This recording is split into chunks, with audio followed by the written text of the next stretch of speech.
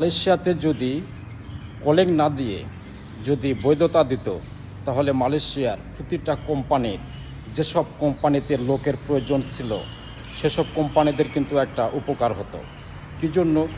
যারা মালয়েশিয়াতে সব কোম্পানি কিন্তু চায় আপনার দক্ষতা, মানে দক্ষ ওয়ার্কার।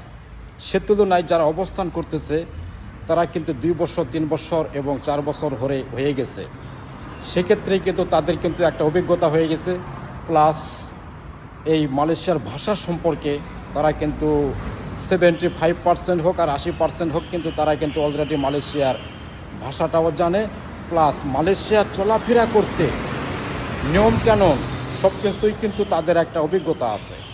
আর নতুন কলিংয়ে যারা আসবে তারা কিন্তু ভাষাও বুঝবে না, প্লাস কাজের অভিজ্ঞতাও তাদের নেই। এক্ষেত্রে কিন্তু কোম্পানিগুলি একটু সমস্যায় ফেস করতে পারে। তো আমি আশা করব কলিংয়ের পাশাপাশি যেন মালয়েশিয়াতে যারা অবৈধ রয়েছেন তাদেরকে যেন একটা বৈধতা হওয়ার সুযোগ করে দেওয়া হয়। ভালো থাকবেন সবাই।